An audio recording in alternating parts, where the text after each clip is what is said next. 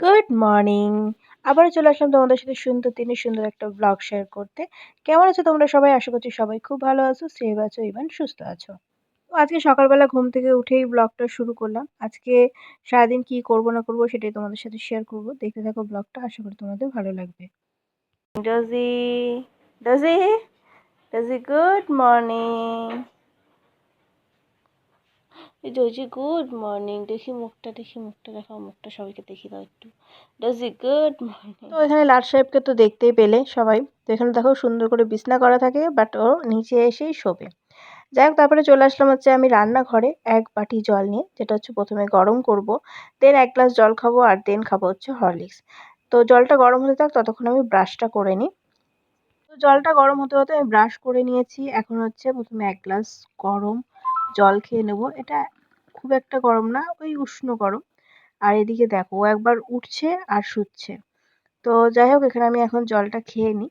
আর এখানে জল খেতে খেতে একটুখানি গান চালাচ্ছিলাম ফোনে।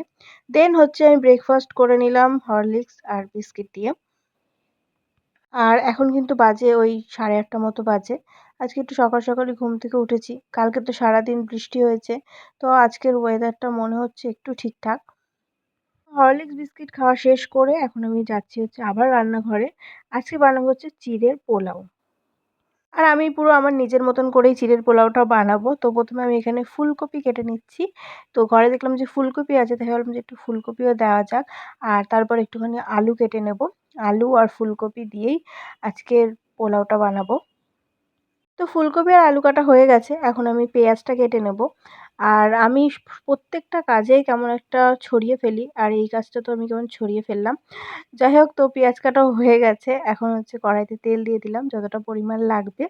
দেন ফোড়নে দিয়ে দেবো হচ্ছে আমি সর্ষে আর শুকনো লঙ্কা।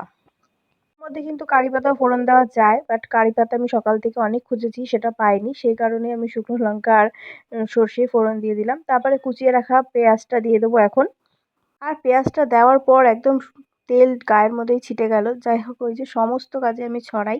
তো তারপরে পেঁয়াজটা একটুখানি ব্রাউন ব্রাউন হওয়ার পর আমি এখানে ফুলকপি আর আলুটা দিয়ে দেবো, দিয়ে ভালো করে ভেজে নেব। আর আজকে আমি যেটা সবথেকে বড় ছড়িয়েছি সেটা হচ্ছে চিঁড়েটা একদমই আমি গলে গেছিলো, কারণ চিঁড়েটা ভালো ছিল না। এই চাল টাইপের যে চিঁড়েগুলো আছে সেগুলো দিয়ে পোলাও বেশি ভালো হয়। আর এগুলো একটু মোটাও চিঁড়ে, সেই কারণে পোলাওটা একদমই মানে পোলাওটা ভালো হয়েছিল খেতে, বাট চিঁড়েটা একদমই দলা পেকে গেছিলো, যেটা দেখতে একদম ভালো লাগছিল না, বাট খেতে ভালোই লাগছিল। তারপরে চলে আসলাম হচ্ছে উপরে। উপরে এসে ঘরের টুকটাক কাজগুলো করে নিচ্ছিলাম।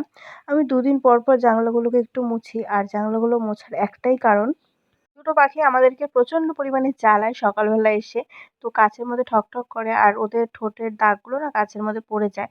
তো সেটা যদি না মোছা হয় আর সেই দাগটা একদম পড়েই থাকবে, আর দিন দিন কাজগুলো পুরো নষ্ট হয়ে যাবে। পাশের জানালার কাচটা মোছা হয়ে গেছে। এবার এই পাশের জানালার কাচটা মুছবো। তো এদিকে দেখো আমি ১ বোতল জলও রোদে দিয়ে দিয়েছি, যেটা আমি খাবো। কারণ সবসময় গরম জল করে খাওয়াটা না একটা চাপের ব্যাপার হয়ে যায়। সেই কারণে আমি এরকম রোদে গরম জল মানে রোদে দিয়ে রাখি। তো গরম জল হওয়ার পর সেটা খাই। সেটাও অনেকটাই ভালো গরম করা খাওয়ার থেকে সবসময়। গরম জল খাওয়া নিয়ে কথা, সেটা রোদের হোক আর গ্যাসে গরম করা হোক। যাই হোক, তারপরে একটা পার্সেল চলে এসেছিলো। আর এই পার্সেলটার মধ্যে কী আছে সেটা তোমাদের সাথে আমি পরে শেয়ার করছি। কারণ বর যেহেতু বাড়িতে নেই, ও বলল ও আসবে দেন পার্সেলটা খুলবে। তো এই যে উনি বসে গেছেন পার্সেল খুলতে। আর পার্সেল খোলা বাদ দিয়ে এখন উনি ওই র্যাপারগুলোর যেই ফাটায় সেগুলো ফাটাচ্ছে একটা একটা করে। তো এখানে পার্সেলে আমরা অর্ডার করেছিলাম হচ্ছে কর্পূরদানি, যেটা ৩ টে অর্ডার করেছিলাম। একটা আমাদের, একটা আমার দিদাবাড়ির, আর একটা হচ্ছে মামির জন্য। তারপরে দুপুরের লাঞ্চটা করে নিলাম। এখানে উচ্ছে ভাজা আর হচ্ছে ছোট আলু দিয়ে ডিমের তরকারি। তো কেমন লাগলো আজকের আমার এই ছোট্ট ব্লগটা, অবশ্যই কিন্তু কমেন্টস করে জানাবে। আর যদি ভালো লেগে থাকে অবশ্যই কিন্তু আমার পাশে থাকবে। তো চলো তাহলে সবাইকে টাটা। দেখা হচ্ছে নতুন একটা ব্লগের সাথে, নতুন একটা দিনের সাথে, নতুন একটা সময়ের সাথে। Tata bye.